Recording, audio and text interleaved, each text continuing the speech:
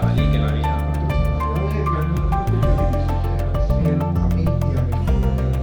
Felicidades, Carlos. Gracias.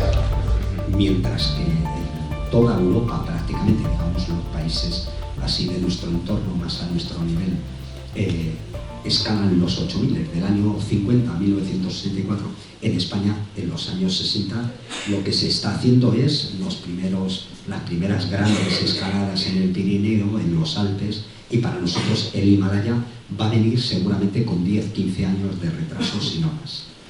El que eso se haya podido producir y que hoy tengamos, yo creo que un nivel de alpinismo y sobre todo unos montañeros, un nivel de civilización, como diría nuestro amigo Eduardo Martínez de Pisón, serio respecto a la montaña, se debe a una generación de la que forma parte Carlos, esforzada, durísima, que jamás arrojó la toalla y que con muy pocos medios y quitándose prácticamente tiempo de la familia, del trabajo, de cómo podían, siguieron manteniendo viva la llama del alpinismo y traerla a nuestros días. Hoy en día Carlos es sobre todo conocido, bueno, pues, por sus 12.8.000, no solamente es un ejemplo a nivel deportivo, ¿no? ¿Cuánta gente veis en otros oficios, en otras profesiones, en otros deportes, que la gente esté a ese nivel pasados los 60, pasados los 70? Sino lo que a mí me parece más importante es que es gente que ha aprendido a envejecer de una forma diferente a como lo hicieron nuestros padres, probablemente porque hemos tenido la posibilidad y la gente que venga detrás de nosotros tendrá esa misma posibilidad, que es no quiere dejar de hacer lo que a su edad podría hacer, sino que quiere hacer muchas más cosas. En una palabra, quiere seguir viviendo, llenando la vida de momentos, de esos momentos que realmente dan sentido a la vida, que es subir a una montaña o venirse a la Antártida, que me estaba diciendo, nos debemos una expedición a la Antártida, así que un día de esto espero hacerlo. Así que, de resumen, os recomiendo mucho el libro, y no es solo el libro de un amigo mío, sino de dos amigos, de Carlos y de Darío, sino porque es un libro que no probablemente sea irrepetible en nuestra historia durante mucho tiempo. Además de eso, es un tipo que hoy en día representa los mejores valores, no solamente del alpinismo, que nos permiten transitar por las montañas, sino los valores que nos permiten transitar por la vida y nos permite vivir la vida con plenitud y dignidad hasta el final, como decía el sabio Solón, estando de pies y aprendiendo cada día una cosa nueva. Aquí os dejo con Carlos Soria, el monstruo del alpinismo. Hoy venimos a presentar mi libro, como ha dicho Ana, y verdaderamente mi libro, os lo juro, yo estaba un poco harto del libro, porque llevaba Darío 5 años haciéndole, el libro, pero el día que cogí el libro por primera vez fue una de las emociones grandes de mi vida. Luego, unos días después, fue otra que ahora os la voy a contar. Pero el día que vino, además vino a mi casa con Alex Huber, un famosísimo escalador que iba de paso, y él le traía, y dice, Carlos, te traemos, que él habla español perfectamente, te traemos un regalo. Y cuando vi este libraco, que yo le había visto en hojas sueltas, lo habíamos repasado en hojas sueltas, pero entero y con las fotos no lo había visto hasta aquel momento. Me quedé verdaderamente, bueno, es un orgullo, lo siento, pero es un orgullo el tener este libro, el pensar que yo voy a desaparecer aquí pues pronto, porque tengo muchos años, y va a seguir aquí Carlos Soria, aquí puesto. Y no solamente va a seguir Carlos Soria, va a seguir la historia de Carlos Soria como persona, la historia de Carlos Soria como alpinista, de buena parte de su familia, de sus hijas, de cómo lo hicimos, de su mujer, de mucha gente, de muchos amigos, de 22 o 23 amigos que han participado y tienen una idea sobre mí, pero además también se habla sobre ellos, la historia del material, de cuando escalábamos con cuerdas y con cintas de los desechos de los paracaídas de los americanos, que las comprábamos al peso, hasta ahora que hemos subido esta anterior primavera a la Annapurna, pues con las cosas más avanzadas, con un cámara fantástico que grabó en la cumbre, con una antena que podíamos mandar los partes meteorológicos, con una antena que podíamos mandar los vídeos, con una antena que nos llegaba un parte meteorológico cada día. Hemos vivido cosas tan distintas y todas están en este libro, verdaderamente. El material, las personas, nuestra vida en España, las familias, cómo funcionábamos. Y bueno, pues hay historias que son muy bonitas. No todo el mundo lo va a leer porque es muy largo, pero las fotos las va a ver todo el mundo. Y en las fotos verdaderamente se dice todo. Darío Rodríguez ha sido pesado, eso es cierto, ha sido pesado, pero ha hecho un trabajo como no ha hecho nunca con ningún libro. Ha puesto una cantidad de fotos, hay libros, ha salido caro el libro, eso lo decimos, ha salido que vale dinero, pero un libro, hay libros sin fotos que valen 15 euros y este vale 28 euros y tiene 200 y pico fotos y 500 páginas. Y eso verdaderamente pues no es caro. Cuando un autor viene por la editorial con su proyecto, pues siempre le dices, tienes que escribir tantas páginas, tienes tanto texto, tantas fotos, etcétera, etcétera. Aquí me he saltado todas las reglas, he hecho lo que he querido, he publicado todas las fotos que he querido, el texto que he querido.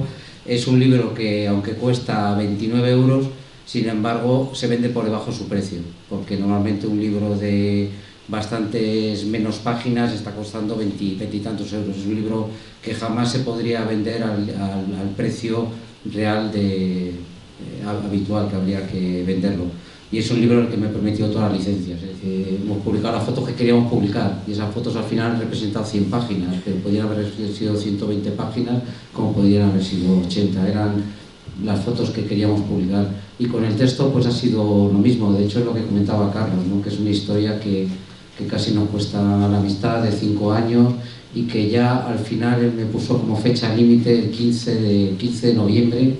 Y el 15 de noviembre yo ese día no llegaba, le pedí una prórroga y la prórroga representó pues 5 entrevistas más en el libro y como 40, o sea, no fue solamente terminar el libro sino ampliarlo bastante más. Es un libro bueno, en el que lo bonito ha sido pues no solamente contar la vida de Carlos, que la vida de Carlos merecía la pena contarlo, era una vida que para mí, por eso peleé tanto con Carlos por editar este libro, era una vida que sentía que tenía que contar, que no podía contar a otra persona porque me parece una vida absolutamente única todo lo que ha hecho. Me parece más una vida que desde fuera, sobre todo desde fuera del mundo de la montaña, se ve desde muchos estereotipos, ¿no? De el alpinista mayor que está haciendo los 14.8000 y la vida de Carlos es muchísimas otras cosas que a mí me parecen mucho más apasionantes que el tema de haber sido este alpinista mayor que está completando los 14.8000, que es un tema súper interesante, lógicamente. Pero a mí, por ejemplo, me parece el capítulo que más me emociona es en el que se narra la niñez de Carlos, ¿no? Yo cuando me imagino a Carlos con 11 años que tiene que dejar de estudiar para ponerse a trabajar como aprendiz y se cruza a Madrid desde el Extrarradio, que es aquel momento de las ventas, hasta el centro de Madrid. A mí la verdad es que ahora que vemos nuestros hijos, que los tenemos súper protegidos, mi hija tiene 13 años y es que jamás se me ocurriría, ¿no? Me imagino ese niño que está yendo y tal, el cómo vive en esa época, ¿no? Esa época tan pobre. Y luego otra época que me apasiona del libro es toda la época del alpinismo en familia, ¿no? Ahora que todos tenemos coches, que todos tenemos tantos medios, que siempre encontramos excusas para salir a la montaña, que yo creo que nadie se imagina ahora mismo a un padre de familia que se vaya con su mujer y sus 4 hijas a hacer montaña teniendo su propio coche, ¿no? Y eso resulta que lo hacía Carlos y lo hacía yendo en transporte público, ¿no? En autobuses, en autobuses de línea, en lo que era aquella época una persona que llevaba Gredos, y volver por la noche en taxi con todos los trastos de los críos. A mí toda esa cosa me parece apasionante. Y luego en el libro un tema que ha sido realmente apasionante ha sido hablar con todos los amigos de Carlos, ¿no? Al final hacer la lista lo más cerrada posible, porque si no el libro hubiera sido infinito, pero aún cerrándola han salido alrededor de 25 personas, ¿no? Porque Carlos es una persona que no solamente ha conservado los amigos de la juventud, sino que ha ido sumando amigos hasta sus compañeros de Cordada, Luis Miguel Soriano, Sito Carcavilla, que son más jóvenes que sus hijas, cosa que a sus hijas siempre les enfada muchísimo, ¿no? Que se diga. y el tema ha sido apasionante, no solamente hablar con todos sus compañeros de escalada, sino hablar con su familia, ¿no? Hablar con su mujer, con Cristina, con sus hijas. La verdad es que ha sido algo realmente bello, ¿no? Porque ha sido una familia que ha vivido volcada en la montaña, pero que lo ha vivido con la misma pasión, o quizás no con más pasión que Carlos, pero que lo ha vivido con la misma pasión que Carlos, ¿no? Duró mucho la presentación, pero fue para mí uno de los momentos más emocionantes de mi vida. Todas mis hijas allá arriba, que habían escrito en el libro y que habían vivido, y mi mujer, que habían vivido conmigo buena parte de la montaña, una época de la montaña muy importante para mí, aquella de mi familia y de mis hijas pequeñas y ya mayores. Ahora resulta que nos hemos apuntado, Carlos Muñoz Repiso, al Altitoy, esa carrera famosa que hay de esquí, que es una locura, porque sumamos entre los dos 153 años, y el día que lo decidimos estaban dos de mis hijas y dijeron, pues nosotros vamos también. Tenemos ahí a Telefónica y a Correos, que se lo están pensando, y espero que se decida uno de los dos o los dos en conjunto para ayudarnos por lo menos en esta primera del Daulagiri. Y luego el Sisapamma, hombre, yo quisiera subir a la cumbre principal, pero al fin y al cabo el Sisapamma he subido a la cumbre central y quisiera ir, si me da tiempo y si tengo un patrocinador lo haría, pero lo que quiero es ahora el Daulagiri en primavera y me gustaría no volver a ir solo como hacía hace 5 años. Vamos, solo nunca he ido dentro de un grupo, con algún Sherpa y tal. Escalada también, o sea que no, no... más ilusión. Sigas. Yo creo que la que más ilusión es el Manaslu, quizá, porque es una montaña tan especial, tan cercana a aquel pueblo que yo conocí por primera vez, la primera vez que fui al Himalaya, que no sé, la tenía mucho cariño y la tengo mucho cariño no solo a la montaña, sino al pueblo, a sus alrededores, y como especial ha sido muy especial, pero vamos, subir al K2 es la leche, ¿no? Y subir al Everest, aunque ahora dicen que sube todo el mundo y tal y igual, pero también es subir al Everest y estar allá arriba, ver amaneciendo, y luego, pues el Cachenjunga, qué montañón, si es que no hay ninguna que dices que de dónde me quito. Y luego el Annapurna, que haber estado 3 veces en el Annapurna y estar aquí hablando es mucho. En el Annapurna te puedes dar algún dolor de tripas de vez en cuando hay un momento cuando se decide uno ir a la cumbre, estás allí entrenando, subiendo al campo 1, tal cual, pero ya dice, bueno, parece que va a haber buen tiempo y vamos a salir de aquí pasado mañana. Qué bien, pero luego te vas a tu tienda, te metes en la cama y dices, joder, pasado mañana vamos para arriba, vamos a ver, todo está en orden, parece que sí, pero tal, y ha sido una montaña que además nos costó mucho más de lo que nos debía haber costado, hizo muy malo el día de la cumbre, como se ve, más que en la foto, se ve en un vídeo que tenemos, que ya le hemos puesto aquí, que verdaderamente hizo un día fuera de lo normal, pero nos salió muy bien y bajamos estupendamente. No sé, es que, qué montaña, joder. El Yelmo me encanta, es verdad, el Yelmo cuando llegas allí le ves, sobre todo si vas con alguien, como iba ayer, que no le había visto nunca, y llegas al pie del Yelmo y ves aquel montañón de granito, y dices, Dios mío, esto es una maravilla. No se puede elegir una sola montaña, hay tantas y tan bonitas, y el Amadablan. Lo que había soñado con subir al Amadablan, y por fin lo he conseguido ya de muy mayorcito. Verdaderamente tengo mucha suerte, he tenido mucha suerte. Eso, he procurado hacer las cosas bien, pero además sé que he tenido suerte. Y buenos amigos alrededor siempre. Nunca añora una época pasada, nunca añora el pasado. Él siempre, en el libro se ve, ¿no? Cuando la evolución, por ejemplo, en la vestimenta, ¿no? Pues cómo pasó de la vestimenta de esa época, pues por ejemplo, cuando todos los escaladores se pusieron las mallas multicolores, pues él no tuvo ningún problema en ponerse aquellas mallas.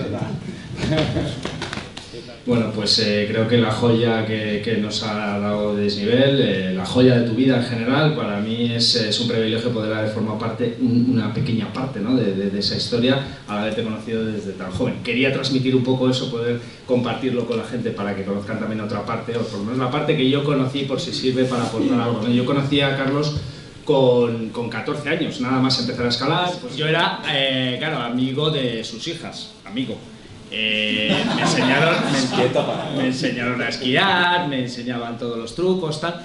y luego nos íbamos a escalar. Una de esas anécdotas es la que contaba antes, que decía alguien por ahí que si no es gruñón. Nos vamos a intentar cruzar la frontera al Midi-Dosó, y yo pues tenía como un carnet que me habían dado que era como un resguardo del carnet. Total, que no me dejaban pasar la frontera, estábamos allí 5 o 6 y Carlos decía, bueno, Carlos es un tío duro, tal, es que le dejamos ahí la frontera, que vaya andando, que aquí en la guerra civil antes pasaba por ahí por la montaña.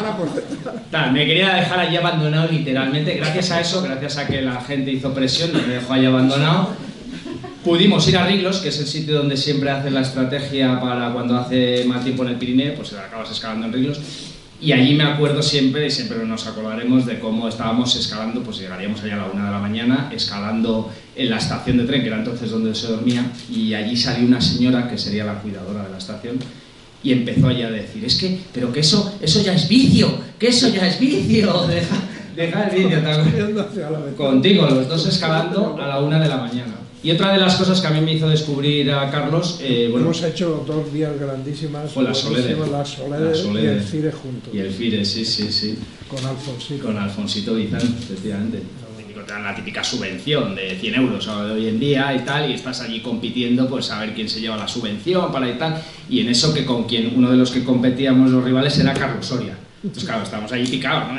El señor mayor y tal, allí compitiendo con nosotros para sacarse la subvención y tal, allí ya el tío peleando y tal. Después de eso nos fuimos a K2, estuvimos juntos en una expedición a K2 y es donde yo creo que descubrí el verdadero Carlos Soria, el alpinista normal, la persona que tiene su trabajo, que cuando volvíamos en avión nos pararon 2 personas en Inglaterra que hicimos el transbordo y luego me dijo, estos son 2 clientes, la condesa, no sé qué, 2 nobles y tal allí que le había hecho algún sillón. Pero yo en aquella expedición recuerdo que yo quería oír a Carlos Soria contar sus historias, que me contara sus historias de cuando escalaba con las cletas o cuando escalaba con cualquier cosa. Soria no hablaba del pasado. O sea, Soria hablaba siempre del futuro, habla siempre de las cosas que quiere hacer, de los sueños que se pueden hacer. Y en aquel entonces, recuerdo que tenía 60, todavía no había subido el K2, y ahí es donde empieza a escalar de verdad 8000 uno detrás de otro sin parar. Y ya eran 60 tacos. 62 castañas. Aquí yo siempre salgo mucho en defensa de Cristina y las hijas. Yo no sé cómo ha seguido siendo hombre rodeado de tanta mujer.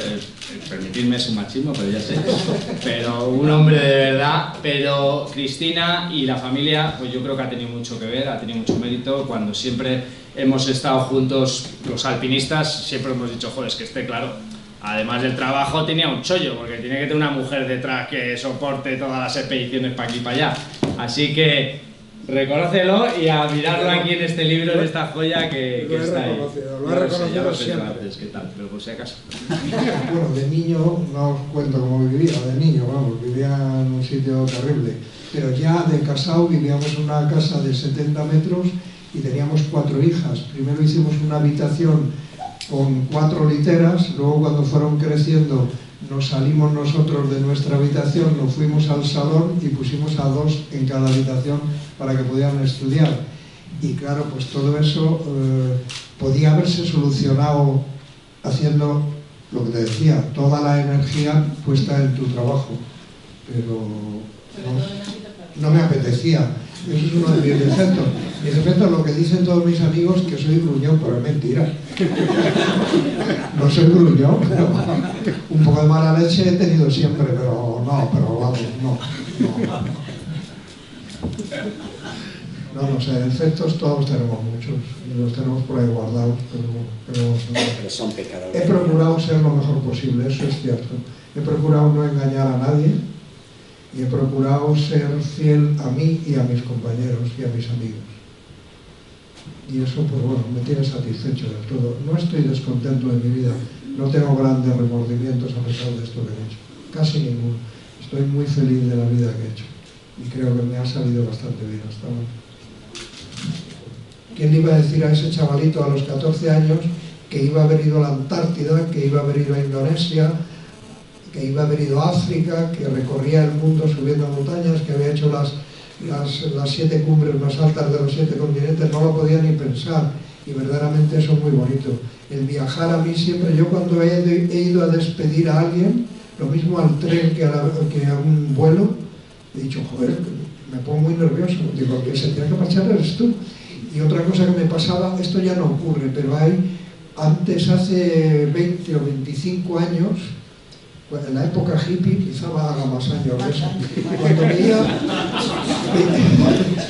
veía una furgoneta Volkswagen de esas antiguas y tal, con una pareja, un rubio, una chavala joven y un niño pequeño, que se les veía que se pasaban la vida viajando, y decía, joder, eso es lo mío, vamos. O un barquito pequeño con una vela, no solamente en la montaña, sino un barquito, cuando íbamos a Alicante y veía un barco, no un barcazo, sino un barco pues de eso, de gente viajera, fotógrafos, escritores que estaban viajando. Eso a mí me daba mucha envidia.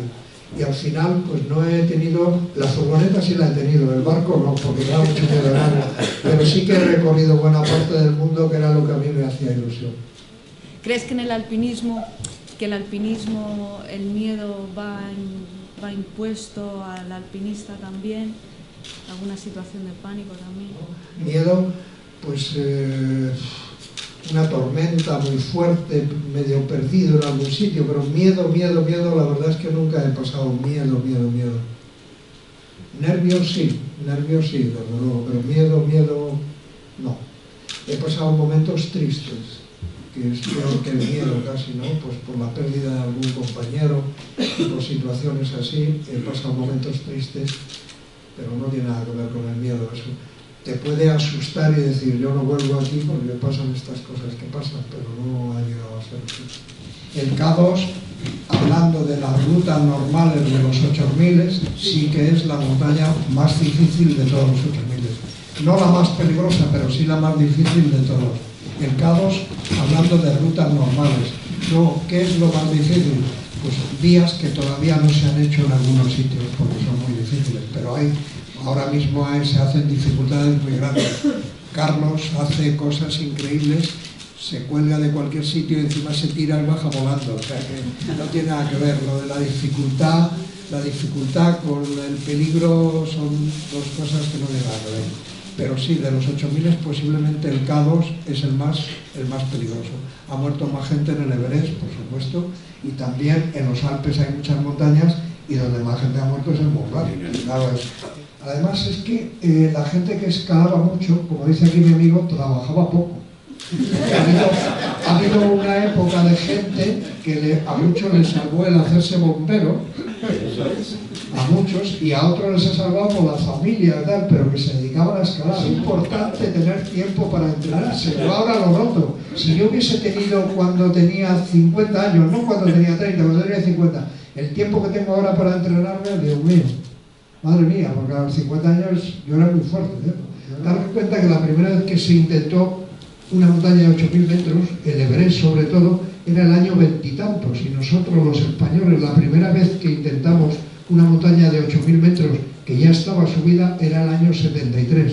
Ese recorrido de ahí pues es enorme, y sin embargo hoy día está el alpinismo español a la altura de cualquier país y de muchos por encima, sin ninguna duda, porque somos unos tíos formidables, sin duda. Viviremos mal, viviremos tal, tendremos gobernantes que no lo hacen bien y los aguantamos, pero a pesar de todo somos gente formidable, capaces de salir de situaciones complicadas.